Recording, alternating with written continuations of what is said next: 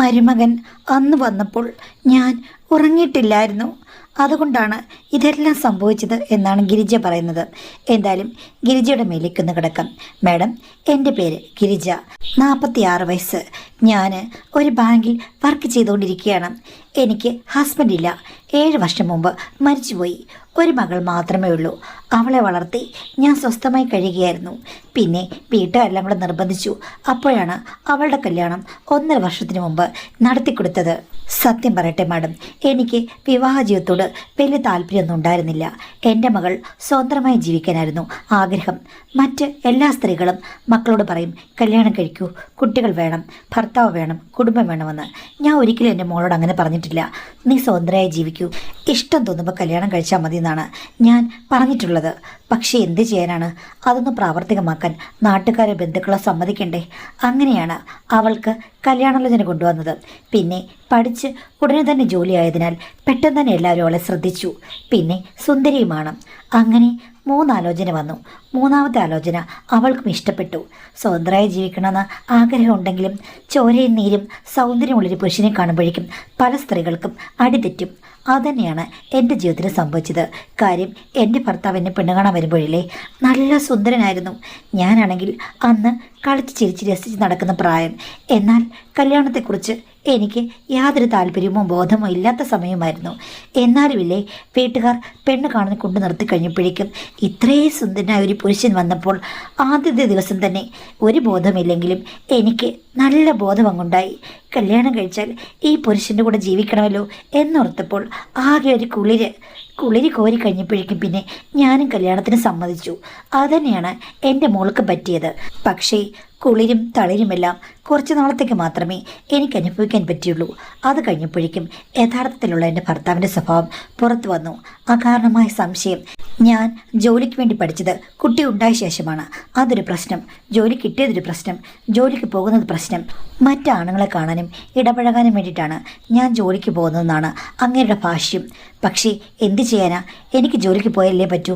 ഇങ്ങനെ കൂടെ നിന്ന് കഴിഞ്ഞാൽ ഡേഞ്ചറസ് ആണെന്ന് എനിക്ക് അന്നേ മനസ്സിലായി. സ്ട്രഗിളിനിടയ്ക്ക് ഞാൻ ജോലിക്ക് പോയി, കുട്ടിയെ വളർത്തി. അങ്ങേര് കുടിയും കൂത്താട്ടവുമായി നടന്നു. ഞാൻ ശ്രദ്ധിക്കാനേ പോയില്ല. എങ്കിലും ഭർത്താവിൽ നിന്നുള്ള ഒരു സന്തോഷം, സ്നേഹം, സുഖം ഇതൊന്നും എനിക്ക് ശരിയായി അനുഭവിക്കാൻ ഇടവന്നിട്ടില്ല. അതുകൊണ്ട് തന്നെ വിവാഹം എന്നത് ഒരാൾക്ക് ആവശ്യമാണോയെന്ന് 100 വട്ടം ഞാൻ ചിന്തിച്ചിട്ടുണ്ട്. അതാണ് മകളോടും പറഞ്ഞത്. പിന്നെ മകൾക്കൊക്കെ ആയപ്പോൾ ഞാൻ എതിർത്തിട്ട് എന്ത് കാര്യം? അങ്ങനെ വിവാഹം കഴിഞ്ഞു. ഇവിടുന്ന് ഏകദേശം 10-25 കിലോമീറ്റർ അകലെയാണ് മരുമകൻ്റെ വീട്. നല്ല സെറ്റപ്പും ആളുകളൊക്കെയാണ്. അമ്മായിമ്മയാണെങ്കിലും പാവമാണ്. അമ്മായിച്ചൻ അതീവ സുന്ദരനായ ഒരു മനുഷ്യൻ. അങ്ങയുടെ സൗന്ദര്യമാണ് മരുമകനും കിട്ടിയിരിക്കുന്നത്. എന്തായാലും നല്ലൊരു കുടുംബമാണെന്ന് ഞാനും ഓർത്തു. അങ്ങനെ മനസ്സമാനത്തോടു കൂടി മുന്നോട്ട് പോകുകയായിരുന്നു. ഒരു 4 മാസം കഴിഞ്ഞപ്പോഴാണ് എൻ്റെ മകൾ എന്നോടൊരു ദിവസം വീട്ടിൽ വന്നിട്ട്, അമ്മേ, എനിക്ക് തനിച്ച് കുറേ കാര്യങ്ങൾ സംസാരിക്കാൻ വേണ്ടിയാണ് ഞാൻ അങ്ങോട്ട് വരുന്നതെന്ന് പറഞ്ഞു. ആ, നീ വാ മോളെ എന്ന് പറഞ്ഞപ്പോൾ എനിക്കൊരു പേടിയുണ്ടായിരുന്നു. എന്തായിരിക്കും അവൾ പറയാൻ പോകുന്നത്? എന്താണ് അവളുടെ ദാമ്പത്യ ജീവിതത്തിൽ പ്രശ്നം? അതുതന്നെയായിരിക്കും പ്രശ്നമെന്ന് എനിക്ക് മനസ്സിൽ ഉറപ്പുണ്ടായിരുന്നു. കാര്യം കല്യാണം അത് സ്ത്രീകൾക്ക് അത്ര നല്ല അനുഭവങ്ങളൊന്നും സമ്മാനിക്കില്ല എന്ന് തന്നെയാണ് ഞാൻ വിചാരിച്ചത്. മകൾ വന്നു കഴിഞ്ഞപ്പോൾ ഞാൻ ആകാംക്ഷയോട് കാര്യങ്ങൾ ചോദിച്ചു. പക്ഷേ അവൾ പറഞ്ഞ കഥ വേറൊന്നായിരുന്നു. അത് കേട്ടപ്പോൾ ഞാൻ ഓർത്തു, ഇതെന്തൊക്കെയാണ് അവൾ പറഞ്ഞത്? ഉള്ളതാണോ വീട്ടിൽ നടക്കുന്നത്? മരുമകനൊന്നും കാണുന്നില്ലേ എന്ന് എനിക്ക് സംശയമായിരുന്നു. മകൾ പറഞ്ഞത് എന്താണെന്ന് വെച്ച് കഴിഞ്ഞാൽ, അവളുടെ അമ്മായിച്ചൻ ആദ്യം മുതലേ അമിതമായ സ്നേഹം പ്രകടിപ്പിക്കുകയായിരുന്നു അവളോട്. അവളത് കണ്ട് സ്വന്തം അച്ഛനില്ലല്ലോ, അമ്മായിച്ചനൊരു അച്ഛനാണ്, ഇത്രയും നല്ല സ്നേഹത്തോട് പെരുമാറുന്നു. അതോടുകൂടി അവൾക്ക് വല്ലാത്ത സന്തോഷമായി. പക്ഷേ പോകെ അയാളുടെ സ്വഭാവം മാറുകയായിരുന്നു. കാര്യം അവൾ വീട്ടിലെങ്ങാനും പകലുണ്ടെങ്കിൽ അവിടുത്തെ അമ്മായിമ്മയ്ക്ക് തീരെ വയ്യാത്ത ആളാണ്. അവർ കയറിക്കിടന്ന് ഉച്ചമയക്കം കഴിഞ്ഞു കഴിഞ്ഞാൽ പുള്ളി ഉടനെ തന്നെ മരുമകളുടെ പുറകെ നടക്കും. അയാൾ സർവീസിലുണ്ടായിരുന്ന കാലത്തെ പല കഥകളുമാണ് പുള്ളി പറയുന്നത്. അതൊക്കെ കേൾക്കാൻ എൻ്റെ മകൾക്കും ഇഷ്ടമായിരുന്നു. പോകെ അവൾ നോക്കിയിരിക്കെ ചില പ്രദർശനങ്ങൾ അവൾ കാണാൻ തുടങ്ങി. ആദ്യമൊക്കെ അവൾ വിചാരിച്ചത് സ്വാഭാവികമായിട്ടും മാറിയിരിക്കുമ്പോൾ കിട്ടുന്ന ദർശനമായിരിക്കുമെന്ന്. പക്ഷെ അങ്ങനല്ല. മനഃപൂർവ്വം ദർശനം കൊടുക്കുന്നതാണെന്ന് അവൾക്ക് പിന്നീടാണ് മനസ്സിലായത്. അവൾ മാക്സിമം അവോയ്ഡ് ചെയ്യാൻ ശ്രമിച്ചു. പക്ഷേ പുള്ളി മിക്കപ്പോഴും ഓരോ കഥകളും പറഞ്ഞ് അവളുടെ ഓപ്പോസിറ്റ് വന്നിരിക്കും. അത് കഴിഞ്ഞ ശേഷം തലോടി കാണിക്കുക, ചൊറിഞ്ഞു കാണിക്കുക, ഉയർത്തി കാണിക്കുക, പൂർണ്ണമായുള്ള ചില പ്രദർശനങ്ങൾ, ഇങ്ങനെ പലതും കാണിക്കാൻ തുടങ്ങി. ഒരു പരിധിവരെ അവൾ മിണ്ടാതിരുന്നു. ഒരു ദിവസം അവൾ ചോദിച്ചു, അച്ഛൻ എന്തൊക്കെയാണ് ഈ കാണിക്കുന്നത്? അച്ഛൻ എന്തെങ്കിലും തലയ്ക്ക് പ്രശ്നമുണ്ടോ എന്ന് ചോദിച്ചു കഴിഞ്ഞപ്പോഴേക്കും പുള്ളി 2-3 ദിവസം ഒന്നടങ്ങി. പിന്നെ അവളോട് സോറി മോളെന്ന് പറഞ്ഞ് കഥകൾ പറയാൻ തുടങ്ങി. എന്നിട്ട് ആരുമില്ലാത്ത തക്ക നോക്കി ഇങ്ങനെ കാണിക്കുകയാണ്. അവൾ പറഞ്ഞു, ഇനി ഞാൻ അമ്മായിയമ്മയോടും എൻ്റെ ഭർത്താവിനോടും പറയും എന്ന് പറഞ്ഞു കഴിഞ്ഞപ്പോഴേക്കും പിന്നീട് അതങ്ങ് നിർത്തി. അത് കഴിഞ്ഞ ശേഷം അവളുടെ ഉണങ്ങാനിട്ടിരിക്കുന്ന തുണികൾ അവൾ കാണുകയെടുത്ത് ഓമനിക്കുക, പിന്നെ ചില പ്രത്യേക വസ്ത്രങ്ങളെടുത്ത് അതിൻ്റെ മധ്യഭാഗത്ത് ചുംബിക്കുക, വേറെ ചില ആക്ഷൻസ് നാക്കുകൊണ്ട് കാണിക്കുക, ഇങ്ങനെയുള്ള പല കാര്യങ്ങളും ചെയ്യാൻ തുടങ്ങി. അങ്ങനെ അവൾക്ക് സഹി കെട്ടപ്പോഴാണ് എന്നെ വിളിച്ചത്. ഹസ്ബൻഡിനോടും അവരുടെ വീട്ടുകാരോടും ഒക്കെ പറഞ്ഞതിന് മുമ്പ് എൻ്റെ അഭിപ്രായം ആരായാം എന്നായിരുന്നു അവളുടെ വിചാരം. ഇതൊക്കെ കിട്ടുകഴിഞ്ഞപ്പോഴേക്കും എനിക്ക് രക്തം തിളച്ചു വന്നു. ഞാൻ ശരിക്കും കലങ്ങി മറിഞ്ഞു. ഞാൻ പറഞ്ഞു, നീ വിഷമിക്കണ്ട, ഈ കാര്യം നീ ഭർത്താവിനോട് പറയണ്ട. നീ എന്നോട് പറഞ്ഞല്ലോ ഞാൻ മരുമകനെ വിളിച്ച് ഒന്ന് ഉപദേശിക്കാമെന്ന് പറഞ്ഞു. അത് കേട്ട് കഴിഞ്ഞപ്പോഴേക്കും അവൾക്ക് സമാധാനമായി. കാര്യം അവൾ പറഞ്ഞു കഴിഞ്ഞാൽ സെൻറ്റിമെൻറ്റ്സും കാര്യങ്ങളും ഒക്കെയാകും. ഞാനാകുമ്പോൾ കുറച്ചുകൂടി നന്നായി ഡീൽ ചെയ്യുമെന്ന് അവൾക്കറിയാം. അതുകൊണ്ട് തന്നെയാണ് അവൾ എന്നോട് പറഞ്ഞത്. അടുത്ത ദിവസം ഞാൻ മരുമകനെ വിളിച്ചിട്ട് പറഞ്ഞു, മോനെ, എനിക്ക് ചില കാര്യങ്ങൾ സംസാരിക്കാനുണ്ട്, നീ വീട്ടിലേക്ക് വരണം, അവളെ കൂട്ടുണ്ടാവെന്ന് പറഞ്ഞു. അവനും ചിലപ്പോൾ ടെൻഷൻ അടിച്ച് കാണുമായിരിക്കും. എന്തായാലും അവൻ വൈകുന്നേരമായപ്പോൾ വന്നു. ഞാനും ഡ്യൂട്ടി കഴിഞ്ഞ് വന്ന് അവനോട് സംസാരിച്ചു. എന്നിട്ട് ഞാൻ കഥകളൊക്കെ പറഞ്ഞു. നിങ്ങളുടെ വീട്ടിൽ നടക്കുന്നത് എന്താണെന്ന് അറിയാമോ? ഈ എക്സിബിഷൻ അവിടെ നടക്കുന്നുണ്ടെന്ന് അറിഞ്ഞിരുന്നെങ്കിൽ എൻ്റെ മകളെ ഞാൻ അങ്ങോട്ട് പറഞ്ഞു വിടില്ലായിരുന്നു എന്ന് പറഞ്ഞ് ഞാൻ കണക്കറ്റ് ശകാരിച്ചു. അവൻ ഒന്നും മിണ്ടാതെ ഞെട്ടിക്കേട്ടുകൊണ്ടിരുന്നു. അവസാനം, അമ്മേ സോറി, എനിക്കറിയില്ലായിരുന്നു അച്ഛൻ ഇങ്ങനെ സ്വഭാവമുള്ളത്. ഇപ്പോഴാണ് എനിക്ക് മനസ്സിലായത്.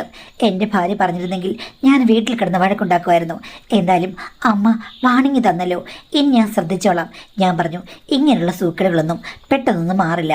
ഞാൻ എൻ്റെ ഭർത്താവ് മരിച്ച ശേഷം എത്രയോ ആണുങ്ങളെ കണ്ടിട്ടുള്ളതാണ്, ആരും നന്നായി ഞാൻ കണ്ടിട്ടില്ലെന്ന് പറഞ്ഞു. അപ്പം ഞാൻ എന്ത് ചെയ്യണം അമ്മേ? അച്ഛനെ ഉപദേശിക്കണോ വഴക്കുണ്ടാക്കണോ ചോദിച്ചപ്പോൾ ഞാൻ പറഞ്ഞു, അതിൻ്റെ ആവശ്യമില്ല. ആ വീട്ടിൽ നിങ്ങൾ താമസിക്കണ്ട. നിങ്ങൾക്ക് 2 പേർക്ക് ജോലി ഉണ്ടല്ലോ. അതുകൊണ്ട് ഒരു കാര്യം ചെയ്യുക, നിങ്ങളുടെ ജോലി സ്ഥലത്തോ ടൗണിലോ എവിടെയെങ്കിലും നല്ലൊരു വീടെടുത്ത് മാറ്.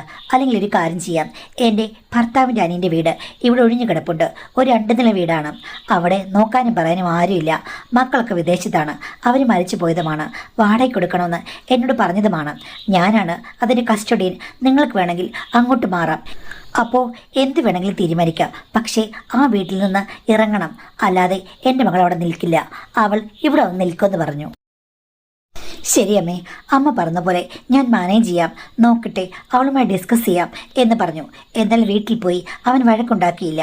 അവളോട് പറഞ്ഞു. അപ്പോൾ അവൾ പറഞ്ഞു, എങ്കിൽ നമുക്ക് കൊച്ചച്ഛൻ്റെ വീട്ടിലേക്ക് മാറാമെന്ന്. അങ്ങനെയാണ് അവർ ഇവിടെ അടുത്ത് വന്ന് താമസം ആരംഭിച്ചത്. അത് എനിക്കൊരു സൗകര്യമായി. ഇതിനിടയ്ക്ക് മകൾ ഗർഭിണിയായി കഴിഞ്ഞപ്പോഴേക്കും അവൾക്ക് വർക്ക് ഫ്രം ഹോമാണ്. അവൾ ആ വീട്ടിലിരുന്ന് സ്വസ്ഥമായി ജോലി ചെയ്യും. അവനാണെങ്കിൽ പോയിട്ട് വരികയും ചെയ്യും. ആ സമയത്താണ് അവൻ കൂടുതൽ ഇങ്ങോട്ട് വരാൻ തുടങ്ങിയത്. ഗർഭിണിയായപ്പോൾ ഞാൻ പറഞ്ഞതാണ്, നിങ്ങൾ 2 പേരും ഇവിടെ വന്ന് നിന്നോളൂന്നു. ഓ, അതിൻ്റെ കാര്യമില്ല, തൊട്ടടുത്ത് തന്നെയല്ലേ, അവരവിടെ സ്വതന്ത്രമായി ജീവിച്ചോട്ടെ എന്ന് ഞാനും കരുതി. ജസ്റ്റ് നടന്നു പോയി നോക്കാൻ ദൂരമല്ലേ ഉള്ളൂ.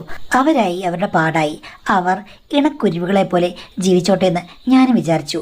പിന്നെ ചില സമയത്തൊക്കെ എൻ്റെ മകൾക്ക് രാത്രി 11 മണി വരെയൊക്കെ ഓൺലൈൻ സെഷൻസ് കാണും. അതുകൊണ്ട് ആ സമയത്ത് അവൻ ഓഫീസിൽ വിട്ട് വന്നു കഴിഞ്ഞാൽ എന്തെങ്കിലും ഒന്ന് കഴിക്കുകയോ കുടിക്കുകയോ ചെയ്തിട്ട് പെട്ടെന്ന് എൻ്റെ അടുത്ത് വന്നിരിക്കും. എന്നിട്ട് ഞങ്ങൾ 2 പേരും കൂടെ കഥ പറയാൻ തുടങ്ങും. അവൻ്റെ അനുഭവങ്ങളൊക്കെ അവൻ പറയും. പിന്നെ എൻ്റെ അനുഭവങ്ങൾ ഞാനും പറയും. എൻ്റെ ദാമ്പത്യ ജീവിതത്തിൽ അനുഭവിച്ചതും മറ്റു കാര്യങ്ങളുമൊക്കെ പറഞ്ഞ് ശരിക്കും എൻ്റെ A to Z കാര്യങ്ങൾ അവനറിയാം. അവൻ്റെ കാര്യങ്ങൾ എനിക്കും അറിയാം. പക്ഷേ അവൻ മദ്യപിക്കുന്ന കാര്യം എന്നോട് പറഞ്ഞപ്പോൾ ഞാൻ പറഞ്ഞു എൻ്റെ മോൾക്ക് ഒട്ടും ഇഷ്ടമല്ലെന്നറിയാമല്ലോ എന്ന്. അമ്മേ, ഇതുവരെ ഞാൻ മദ്യപിക്കുന്ന കാര്യം പറഞ്ഞിട്ടില്ല. പക്ഷേ ഒരു ദിവസം അവൾ പറഞ്ഞപ്പോൾ ഞാൻ പറഞ്ഞു പാർട്ടിക്ക് ജസ്റ്റ് പോയപ്പോൾ കഴിച്ചതാണെന്ന്. അന്നവൾ എന്നെ മുറിൽ കയറ്റിയില്ല. ഞാൻ പുറത്ത് പാവിരിച്ചാണ് കിടന്നത്. എന്തിനാ മോനെ നീ പാവിരിച്ച് കിടക്കുന്നത്? നിനക്ക് വല്ല സോഫയിലും പോയി കിടന്നാൽ പോരെ? അല്ലമ്മേ, ഞാനൊരു ആലങ്കാരികമായി പറഞ്ഞതാണ്. ശരിക്കും ഞാൻ സോഫയിൽ പോയാണ് കിടന്നതും. അതാണ് നല്ലത്. അവൾക്ക് ഭയങ്കര ദേഷ്യമാണ്. ആ കാര്യത്തിൽ മാത്രം അഡ്ജസ്റ്റ് ചെയ്യില്ല എന്ന് പറഞ്ഞു. എന്നാലും അമ്മേ, എനിക്ക് ഇടയ്ക്കിടയ്ക്കൊക്കെ, അതായത് ഒരു മാസത്തിൽ 3-4 തവണ പാർട്ടി വരും. അപ്പം എങ്ങനെയാണ് ഒന്ന് ഡ്രിങ്ക് ചെയ്യാതിരിക്കുന്നത്? ഞാൻ പറഞ്ഞ അതൊന്നും പ്രശ്നമില്ല. അതിന് കടന്ന് അതിന് അടിമയാകാതിരുന്നാൽ മതി. ബാക്കി ഇപ്പോൾ ആണുങ്ങൾ ആരാ കുടിക്കാത്തത്? ഇപ്പോൾ പെണ്ണുങ്ങൾ പോലും ഇത്തിരിയൊക്കെ കുടിക്കും. എന്നാലും അതെൻ്റെ മോൾക്ക് ഒട്ടും ഇഷ്ടമല്ല. കാര്യം എന്താണെന്നറിയാമോ? അവൾക്ക് ഓർമ്മയുണ്ട് അവിടെ അച്ഛൻ കുറച്ച് നാൾ ഉണ്ടാക്കിയ പ്രശ്നങ്ങൾ. അതുകൊണ്ടാണ്. എനിക്കറിയാമേ, അവളെ എന്തായാലും ഞാൻ ശല്യപ്പെടുത്തില്ല. ഇനിയിപ്പോൾ ഞാനൊരു കാര്യം ചെയ്യാം, അവളോട് പറയാം ഞാൻ പാർട്ടിയുണ്ട്, ഇത്തിരി കുടിക്കും. അങ്ങനെയാകുമ്പോൾ ഞാൻ അവിടെ കിടക്കുന്നില്ല, ഞാൻ ഇവിടെ വന്ന് കിടക്കാം. അയ്യോ, അത് വേണ്ട മോനെ. കാര്യം അവൾ ഗർഭിണിയായിരിക്കല്ലേ. അവൾ തനിച്ചാക്കട്ടെ. നീ ഇവിടെ നിന്ന് കിടക്കുന്നത് ഒട്ടും നല്ലതല്ല. അമ്മേ, എന്തായാലും അവൾ എന്നെ മുറുക്കി പുറത്താക്കും. അപ്പോൾ ഞാൻ ഇവിടെ വന്ന് കിടന്നോളാന്ന് പറഞ്ഞു. നിനക്ക് അത്ര നിർബന്ധമാണെങ്കിൽ ഇടയ്ക്ക് വല്ലതും പാർട്ടി ഉള്ളപ്പോൾ നീ വന്നിവിടെ കിടക്ക് എന്ന് പറഞ്ഞു. മകളോട് ഞാൻ ഈ കാര്യം പറഞ്ഞു. എടി, ഭർത്താവ് ഇത്തിരി കുടിച്ചിട്ട് വന്നെന്ന് വെച്ചിട്ട് നീ ഇത്രയ്ക്കും പ്രശ്നം ഉണ്ടാക്കേണ്ട കാര്യമില്ല. അവനെ എന്തിനാണ് നീ റൂമിനെ പുറത്താക്കുന്നത്? അവൻ പറഞ്ഞല്ലോ ഇത്രയും വിരോധത്തിൻ്റെ ആവശ്യമില്ല. അപ്പോഴേക്കും എൻ്റെ മകൾ പറഞ്ഞു, എനിക്കിപ്പോൾ ഗർഭിണിയായതിൽ പിന്നെ ഇങ്ങനെയുള്ള കാര്യങ്ങൾ കാണുമ്പോഴേക്കും ഒട്ടും സഹിക്കില്ല. അങ്ങേരെ കുടിച്ചിട്ട് വന്നു കഴിഞ്ഞാൽ ആ വീട്ടിൽ ഉള്ളതുപോലെ എനിക്ക് വെറുപ്പാണ്. ഞാൻ തുറന്നു പറഞ്ഞു, ഇവിടെ കിടക്കണ്ട, പുറത്തെ മുറിയിൽ കിടക്കണ്ട, സോഫയിലും കിടക്കണ്ട, മുകളിലത്തെ നിലയിൽ പോലും കിടക്കണ്ട, എനിക്ക് കാണുകയേ ചെയ്യണ്ട. എനിക്ക് അത്രയും ദേഷ്യമാണെന്നും. എനിക്ക് മനസ്സിലായി ഗർഭിണിയായപ്പോൾ അവളുടെ സ്വഭാവത്തിൽ ഒത്തിരി മാറ്റം വന്നു. അതുകൊണ്ടാണ് അങ്ങനെ പറയുന്നത്. അപ്പം ഈ ഗർഭകാലത്തിൽ അവളെ ഇറിറ്റേറ്റ് ചെയ്യാതിരിക്കുന്നതായിരിക്കും നല്ലത്. പിന്നെ തൊട്ടടുത്താണല്ലോ, അവളിപ്പോൾ തന്നെ കിടന്ന് പറഞ്ഞാലും വലിയ പ്രശ്നമൊന്നുമില്ല എന്ന് ഞാനും മനസ്സിൽ വിചാരിച്ചു. അല്ലെങ്കിൽ ഞാനും കൂടെ അവിടെ അങ്ങ് പോയി കിടന്നാലോ? അപ്പോൾ പ്രശ്നമില്ലല്ലോ. ഞാൻ പറഞ്ഞിട്ട് ഞാൻ വന്ന് കിടക്കാം. അവൻ പോയി നമ്മുടെ വീട്ടിൽ കിടക്കട്ടെ എന്ന് പറഞ്ഞപ്പോൾ അവൾ പറഞ്ഞു, അതിനൊന്നും ആവശ്യമില്ല, എനിക്ക് ആരില്ലാതിരിക്കുന്നതാണ് നല്ലത്. ഈ പെണ്ണിൻ്റെ സ്വഭാവം എന്താ ഇങ്ങനെ? പണ്ടേ ഇത്തിരി വ്യത്യസ്തമായ സ്വഭാവമാണ്. ഇപ്പം ഗർഭിണിയായി കഴിഞ്ഞപ്പോഴേക്കും മനുഷ്യരെ ആരെയും എന്നെപ്പോലും കണ്ണെടുത്താൽ കണ്ടുകൂടാ. ഇങ്ങനൊരു സ്വഭാവം ഉണ്ടോ? 3 മാസമല്ലേ ആയുള്ളൂ. ഇനിയിപ്പോൾ എത്ര നാൾ കിടക്കുന്നു? ഇവിടെ സ്വഭാവം വല്ലാതെ പ്രശ്നത്തിലാണല്ലോ എന്ന് ഞാൻ ഓർത്തു. പറഞ്ഞിട്ട് കാര്യമില്ല. ഗർഭിണിയാകുമ്പോൾ ഓരോ പെണ്ണുങ്ങൾക്കും ഓരോ സ്വഭാവമാണ്. എനിക്കും ഇതുപോലെ ഏതാണ്ടെല്ലാം ഉണ്ടായിരുന്നു എന്ന് എനിക്ക് തോന്നുന്നു. ഞാൻ ഇറിറ്റബിളായിരുന്നു. പോട്ടെ, ശല്യപ്പെടുത്തുന്നില്ല. അങ്ങനെ ഞാനും വിചാരിച്ചു. ഇതിനിടയ്ക്ക് അവളുടെ 4-ാം മാസത്തിലാണെന്ന് തോന്നുന്നു മരുമകന് വലിയൊരു പാർട്ടി വന്നു. തലേദിവസം ഞങ്ങളോട് രണ്ടുപേരും പറഞ്ഞു, ഇന്ന് ഞാൻ ഇത്തിരി ഡ്രിങ്ക് ചെയ്യും, രാത്രി 12 മണി കഴിഞ്ഞ് വരുള്ളൂ എന്ന് പറഞ്ഞു. ഞാൻ പറഞ്ഞു സാരമില്ല, ഞാൻ അവിടെ ഉണ്ട്, നീ എന്നെ വിളിച്ചാൽ മതി, ഞാൻ കഥ തുറന്നുതരാമെന്ന് പറഞ്ഞു. അവന് വേണ്ടി ഞങ്ങളുടെ റൂം ഞാൻ ഒരുക്കിയിടുകയും ചെയ്തു. ഇന്നെന്തായാലും അവൻ 12-1 മണിയാകുമ്പോഴേ വരികയുള്ളൂ. ഞാനപ്പോൾ മൊബൈലിൽ വെറുതെ എൻ്റെ മുറിയിൽ ഒരു പ്രണയ സിനിമ കണ്ടുകൊണ്ടിരിക്കുകയായിരുന്നു. അതും ഇത്തിരി ഓൾഡാണ്, 80s ഇറങ്ങിയ സിനിമ. അങ്ങനെ ഏകദേശം 12:30 കഴിഞ്ഞപ്പോഴേക്കും ഒരു ശബ്ദം കേട്ടു. പിന്നീട് ശബ്ദം കേട്ടതുമില്ല. ചേടാ, ഇവൻ കാറും കൊണ്ട് അപ്പുറത്ത് പോയോ? ഇനി അവളെ കണ്ടിട്ടേ വരുള്ളൂ. രാത്രി നിന്ന് വിളിക്കുന്ന നമുക്ക് ഇഷ്ടമല്ല. എന്തായാലും ഇത്തിരി കഴിഞ്ഞപ്പോഴേക്കും കോളിംഗ് ബെല്ല് കേട്ടു. ഞാൻ പോയി കതക് തുറന്നു. മരുമകൻ എന്നെ കണ്ടു കഴിഞ്ഞപ്പോഴേക്കും ഇതുവരെ കാണാത്തൊരു ഭാവത്തിൽ അടിമുടി എന്നെ നോക്കി. അത് കണ്ടപ്പോൾ എനിക്കെന്തോ വശപ്പിശക്ക് തോന്നി. പക്ഷെ ഞാനൊന്നും മിണ്ടിയില്ല. നീ ഓവറാണല്ലോ എന്ന് ചോദിച്ചു. എന്തിനാ നീ വണ്ടി ഓടിച്ചത്? ഡ്രിങ്ക് ചെയ്ത്. ഞാൻ വണ്ടി ഓടിച്ചില്ലമ്മേ. ഡ്രിങ്ക് ചെയ്യാത്ത ഒരു ഫ്രണ്ട് ഉണ്ട് എനിക്ക്. അവനാണ് എന്നെ കൊണ്ടുവിട്ടത്. വാടാന്ന് വിളിച്ചു. അപ്പോൾ ഇരട്ടത്തിൽ നിന്ന് ആ ഫ്രണ്ട് വന്നു. അവനെ കാണാനും നല്ലൊരു ചുള്ളം ചെക്കന്. എന്തായാലും അമ്മേ, ഞങ്ങൾ രണ്ടുപേരും കൂടി ഇന്ന് ഇവിടെ കിടക്കുകയാണെന്നും. അതിനെന്താ? ഞാൻ ചോദിച്ചു, ഫുഡ് വല്ലതും വേണം, എന്തെങ്കിലും ഉണ്ടാക്കി തരണോ എന്ന് ചോദിച്ചു കഴിഞ്ഞപ്പോഴേക്കും കൂടെ വന്ന പയ്യൻ, അയ്യോ ആൻറ്റി, ഞാൻ ഒരു കാര്യം മറന്നു എന്ന് പറഞ്ഞിട്ട് ഓടിപ്പോയി കാറിൻ്റെ ഡിക്കിയിൽ നിന്നും എനിക്ക് വലിയൊരു കവർ കൊണ്ട് തന്നു. എന്താണെന്ന് ചോദിച്ചു കഴിഞ്ഞപ്പോഴേക്കും ആൻറ്റിയുടെ മരുമകൻ ബിരിയാണിയോ വേറെ എന്താ വിഭവങ്ങളൊക്കെ അവിടെ ചോദിച്ച് നന്നായി പാക്ക് ചെയ്ത് എടുത്തിട്ടുണ്ട്. സാധാരണ ആരും ചെയ്യുന്നതല്ല. അമ്മായിമ്മയുടെ ഭാര്യയോടും ഇത്രയും സ്നേഹമുള്ളൊരു മനുഷ്യനെ ഞാൻ കണ്ടിട്ടേ ഇല്ലെന്ന് പറഞ്ഞു. മരുമകൻ നിന്ന് ചിരിച്ചു. അമ്മ ഫ്രിഡ്ജിൽ വെച്ചേരെ, രാവിലെ നമുക്ക് ഉപയോഗിക്കാം, എല്ലാം ഉണ്ട്. അമ്മ ഇഷ്ടത്തോടുകൂടി പറഞ്ഞ എല്ലാ കാര്യങ്ങളും ഞാൻ പാക്ക് ചെയ്ത് മേടിച്ചിട്ടുണ്ടെന്ന് പറഞ്ഞു. അവരെ ക്ഷണിച്ച് ഞാൻ അവിടെ ഇരുത്തി. എന്നിട്ട് സംസാരിക്കാൻ തുടങ്ങി.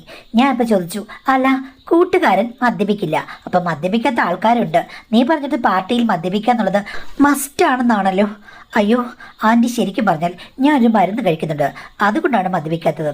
അല്ലായിരുന്നെങ്കിൽ ഞാനും മദ്യപിച്ചേനെന്ന് കൂട്ടുകാരൻ പറഞ്ഞു. അത് കേട്ട് ഞാനും ചിരിച്ചു. എന്നാലും നീ ഓവറാണെന്ന് തോന്നുന്നു ഞാൻ മരുമകനോട് പറഞ്ഞപ്പോൾ. അമ്മേ, ഇനി ഈ മാസം ഒരു 3 പാർട്ടിയുണ്ട് കേട്ടോ. അപ്പോൾ അമ്മേനെ സഹിക്കേണ്ടി വരും, അത്രയേ ഉള്ളൂ. അല്ലാതെ എല്ലാ ദിവസവും ഞാൻ മദ്യപിക്കുന്നില്ലയോ. കുടിച്ചു കഴിഞ്ഞാൽ ഞാൻ ചിലപ്പോൾ ഓവറായി മദ്യപിക്കും. എടാ, നിനക്ക് നല്ല തല്ല് കിട്ടാത്തതിൻ്റെ കുഴപ്പമാണെന്ന് ഞാൻ പറഞ്ഞപ്പോഴേക്കും മരുമകൻ പെട്ടെന്ന് സെൻറ്റി അടിച്ചു. അമ്മ, ഞാൻ പ്രശ്നക്കാരനൊന്നുമല്ല, ഞാൻ ഒരു പാവമാണ്. എൻ്റെ അച്ഛനെ പോലെയല്ല ഞാൻ. അച്ഛൻ്റെ ഒരു സ്വഭാവം എനിക്കില്ലെന്നൊക്കെ പറഞ്ഞു. ഞാൻ അത് കേട്ടപ്പോൾ ഒന്ന് അമ്പരന്നു. ഇവൻ കഥകളൊക്കെ പറഞ്ഞു കഴിഞ്ഞാൽ കൂട്ടുകാരനെ മറയും. ഞാൻ അവനോട് പറഞ്ഞു, ആവശ്യമില്ലാത്ത കാര്യങ്ങൾ നീ പറയാതിരിക്കുക, നിൻ്റെ അച്ഛൻ എന്താ കുഴപ്പം എന്നൊക്കെ ചോദിച്ച് ഞാൻ വഴിതിരിച്ച് വിട്ടു. എന്തായാലും ഇത്തിരി കഴിഞ്ഞപ്പോൾ എല്ലാവരും കൂടി സംഭാഷണം നടത്തി ഉറങ്ങാൻ പോയി. പക്ഷേ 1 മണിക്കൂർ കഴിഞ്ഞു. എനിക്ക് തോന്നുന്നു ഒരു 2-2:30 കാണും. ആ സമയത്ത് എൻ്റെ വാതിലിൽ ഒരു തട്ട് കേട്ടു. ഞാൻ എഴുന്നേറ്റ് നോക്കി കഴിഞ്ഞപ്പോഴേക്കും മരുമകനാണ്. എന്താണ്, നിനക്ക് എന്ത് പറ്റി എന്ന് ചോദിച്ചപ്പോഴേക്കും, അമ്മ എനിക്ക് ഒരു കട്ടൻ ചായ ഇട്ട് തരുമോ, വയറാകെ കത്തുന്ന പോലെ. കട്ടൻ ചായയോ? നിന്റെ വയറ്റിൽ കിടക്കുന്നതും കട്ടൻ ചായയും കൂടെ ചേരുവാടാ, കണ്ടതെല്ലാം കൂടെ വലിച്ചു വാരി കഴിച്ചിട്ട് വന്നിരിക്കുന്നു എന്ന് പറഞ്ഞ് വഴക്ക് പറഞ്ഞു. എങ്കിലും ഞാൻ പറഞ്ഞു, വാ നമുക്ക് പോയി ഉണ്ടാക്കാം. അവൻ എൻ്റെ കൂടെ അടുക്കളയിലേക്ക് വന്നു. ഞാൻ കട്ടൻ ചായ ഇട്ട് കഴിഞ്ഞപ്പോഴേക്കും അവനോട് ചോദിച്ചു, അല്ല പാൽ ചായ ഇല്ലേ? എടാ, കട്ടൻ ചായയാണോ നിനക്ക് വേണ്ടത്? അമ്മയ്ക്കറിയാമല്ലോ, എനിക്ക് പാലാണ് ഏറ്റവും ഇഷ്ടം. പാൽ ചായ ഞാൻ എപ്പോഴും കുടിക്കുന്ന അമ്മയ്ക്ക് അറിയില്ലേ? പാതിരാത്രി നിനക്ക് പാൽ ചായ വേണോ? വയറ്റിൽ ചെന്ന് കഴിഞ്ഞാൽ പിരിഞ്ഞു പോകും, ഉള്ളിൽ കിടക്കുന്നത് വേറെന്തൊക്കെയോ അല്ലേ? അമ്മയ്ക്ക് എനിക്കിപ്പം പാൽ ചായ ഉണ്ടാക്കി തരാൻ പറ്റുമോ ഇല്ലയോ? നിനക്ക് വേണമെന്നുണ്ടെങ്കിൽ ഉണ്ടാക്കിത്തരാം എന്ന് പറഞ്ഞ് പാലും കൂടി എടുത്തുകൊണ്ട് വന്ന് ഞാൻ അവന് ചായ ഉണ്ടാക്കി കൊടുത്തു. അവൻ ചായ കുടിച്ചുകൊണ്ട് പറഞ്ഞു, അമ്മ ഉണ്ടാക്കുന്നതിന് ഒരു പ്രത്യേക രുചിയാണ്. അത് കഴിഞ്ഞിട്ട് അവനെന്നെ അടിപിടി നോക്കി. എന്താണ് നീ ഇങ്ങനെ നോക്കുന്നേ? അല്ലമ്മേ, അമ്മ ഈ നൈറ്റിയൊക്കെ വാങ്ങിക്കുന്നത് എവിടെ നിന്നാണ്? അമ്മയുടെ മോൾക്ക് അമ്മ ഈ നൈറ്റിയുടെ വാങ്ങിച്ചു കൊടുക്കുന്നത് അതെന്താടാ? അല്ല, ഇത്ര ഭംഗിയുള്ള നൈറ്റ് ഡ്രസ് ഒന്നും അവളുടെ കയ്യിൽ കണ്ടിട്ടില്ല. അതുമാത്രമല്ല, അവളിട്ടാൽ ഇത്രയും ഭംഗിയില്ല. എടാ, എന്താ നിൻ്റെ ഉദ്ദേശം? പഞ്ചാര അടിക്കുന്ന പോലെ ഉണ്ടല്ലോ എന്ന് പറഞ്ഞു കഴിഞ്ഞപ്പോഴേക്കും അവൻ ചായ കുടിച്ചുകൊണ്ട് എന്നോട് പറഞ്ഞു, പഞ്ചാര അടിക്കുന്ന പോലെ എനിക്ക് തോന്നുന്നു. കാര്യം അമ്മ അത്രയ്ക്ക് സുന്ദരിയാണ്. കണ്ടു കഴിഞ്ഞാൽ ഒരു 18-കാരിയെ പോലെയുണ്ട്. നീ എന്നെ വെറുതെ അങ്ങോട്ട് തട്ട കയറ്റണ്ട. എനിക്ക് മനസ്സിലാടാ, രാത്രിയായി കഴിഞ്ഞപ്പോഴേക്കും കള്ള് കുടിച്ചു കഴിഞ്ഞപ്പം നിനക്ക് ആവശ്യമില്ലാത്ത ഇളക്കങ്ങൾ ഇളകി. എന്ത് ചെയ്യാനാ, അച്ഛൻ്റെ മോനല്ലേ. അച്ഛൻ കാണിച്ച വിക്രകളൊക്കെ ഞാൻ എണ്ണി പറഞ്ഞതല്ലേ. 10 ഗുണം 10 ഗുണം. അമ്മേതി, എന്നെ അങ്ങനെ കുറ്റം പറയരുത്. ഞാൻ അച്ഛനെ പോലെയല്ല.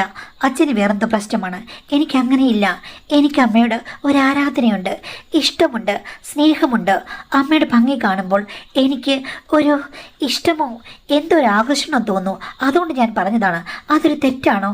അത് തെറ്റൊന്നുമല്ല. എന്നാലും അതിര് കടന്ന് നോക്കുന്നതും പെരുമാറുന്നതും തെറ്റാണ് എന്ന് പറഞ്ഞു.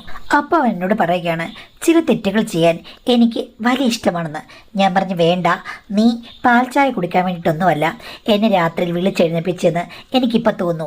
നിന്റെ കൂട്ടുകാരനപ്പുറത്തുണ്ട്, നീ സംയമനം പാലിക്കണമെന്ന് പറഞ്ഞു. അപ്പോൾ അവൻ പറഞ്ഞു, ഞാൻ നല്ല സംയമനത്തിലാണ്. എനിക്ക് അമ്മയോടുള്ള സ്നേഹത്തിന് ഒരു കുറവുമില്ല. എനിക്ക് നല്ല വെളിവുണ്ട്. അമ്മയെ ശല്യപ്പെടുത്താനല്ല ഞാൻ വന്നത്. അമ്മ എൻ്റെ മനോവിഷമങ്ങൾ അറിയുന്നില്ല. എൻ്റെ ഭാര്യ പോലും ഈ ഒരവസ്ഥയിൽ എന്നെ അവോയ്ഡ് ചെയ്യുകയാണ്. എന്തൊക്കെ പറഞ്ഞാലും, അങ്ങനെ ഗർഭിണികൾക്ക് ഉണ്ടാകുമെന്ന് പറഞ്ഞാലും ഭർത്താവിനെ പോലും അകറ്റി നിർത്തുന്ന ആ അവഗണന എനിക്ക് സഹിക്കാൻ പറ്റുന്നില്ല. അമ്മേ, ഞാൻ എന്താ ചെയ്യേണ്ടത്? ഒരു പുരുഷന് ദുഃഖിക്കാൻ പാടില്ലേ എന്നൊക്കെ പറഞ്ഞ് അവൻ കരയാൻ തുടങ്ങി. ഞാൻ പറഞ്ഞു, സാരമില്ല എന്ന് പറഞ്ഞ് അവനെ ചേർത്ത് പിടിച്ചു കഴിഞ്ഞപ്പോഴേക്കും അവൻ പെട്ടെന്ന് ഭാവം മാറി. അമ്മയിൽ നിന്നേ എനിക്കൊരാശ്വാസം കിട്ടുകയുള്ളൂ. അമ്മയ്ക്ക് എൻ്റെ മനസ്സ് ശരിക്കും അറിയുകയുള്ളൂ. എല്ലാ കാര്യങ്ങളും എൻ്റെ ഭാര്യയേക്കാൾ കൂടുതൽ ഞാൻ അമ്മയോടാണ് തുറന്നു പറഞ്ഞത്. എൻ്റെ മനസ്സിൻ്റെ ഓളങ്ങളും ആഴങ്ങളും അമ്മയ്ക്ക് മാത്രമേ അറിയുകയുള്ളൂ. അമ്മയിലാണ് ഞാൻ എൻ്റെ ഒരു ആശ്വാസം കണ്ടെത്തുന്നത്. ഞാൻ പറഞ്ഞു, അതിന് പോപ്പോ അടിക്കേണ്ട കാര്യമില്ലയോ, കൈയെടുത്തെന്ന് പറഞ്ഞു. അപ്പം അവൻ പറഞ്ഞു, അതെൻ്റെ സ്നേഹത്തിൻ്റെ ഒരു പ്രതീകമായിട്ട് അമ്മ വിചാരിച്ചാൽ മതി. അമ്മേ, ഈ രാത്രി അമ്മ എന്നെ നിരാശപ്പെടുത്തരുത്. എനിക്ക് ആശ്വാസം വേണം. ഞാൻ പറഞ്ഞു, ഈ ആശ്വാസം ഇത്തിരി കടന്ന കൈയാണെന്ന്. പ്ലീസ് അമ്മയെന്ന് പറഞ്ഞ് അവൻ എന്നെ ആശ്ലേഷിച്ചു. ഞാൻ പക്ഷേ രക്ഷപ്പെടാൻ ശ്രമിച്ചു കഴിഞ്ഞപ്പോഴേക്കും അവൻ പറഞ്ഞു, അമ്മേ സ്നേഹം കൊണ്ടാണ്, അമ്മ എൻ്റെ സ്നേഹം മനസ്സിലാക്കൂ എന്ന് പറഞ്ഞ് അവൻ്റെ കൈകൾ ഒരു മാന്ത്രിക വിദ്യ പോലെ മായാജാലങ്ങൾ കാണിച്ചു തുടങ്ങി കഴിഞ്ഞപ്പോഴേക്കും എൻ്റെ മനസ്സിൻ്റെ പിരിമുറുക്കം അയഞ്ഞു വന്നു. ഞാൻ പറഞ്ഞിടാ, നിൻ്റെ ഫ്രണ്ട് അപ്പുറത്തുണ്ട്, അവൻ ഉറങ്ങിക്കാണും അമ്മേ. പ്ലീസ് അമ്മയൊന്നും വിചാരിക്കരുത്. അമ്മ ഈ നിമിഷം വേറൊന്നും ചിന്തിക്കരുത്. നമ്മുടെ സൗഹൃദം, നമ്മുടെ സ്നേഹം, നമ്മുടെ മനസ്സിൻ്റെ ഐക്യം, അത് മാത്രം ആലോചിച്ചാൽ മതി എന്ന് പറഞ്ഞ് അവൻ വയലേലകളിൽ ഞാറ് നടാൻ തുടങ്ങി. വേണ്ട മോനെ, വേണ്ട മോനെ എന്ന് ഞാൻ പറഞ്ഞെങ്കിലും എൻ്റെ വാക്കിന് അവിടെ വിലയുണ്ടായിരുന്നില്ല. ഉഴുതുമറിച്ച് ഊഷരഭൂമിയിൽ എനിക്കും മറുപടി ഉണ്ടായിരുന്നില്ല. ഞാറ് നടുമ്പോൾ വേണ്ട വേണ്ടാന്ന് ഞാൻ പറഞ്ഞെങ്കിലും പിന്നീട് കതിരി കൊയ്യാറായപ്പോൾ ഞാൻ പറഞ്ഞത് വേണ്ട വേണ്ട എന്നായി. എൻ്റെ മനസ്സിനെ പോലും എനിക്ക് പ്രതിരോധിക്കാനായില്ല മാഡം.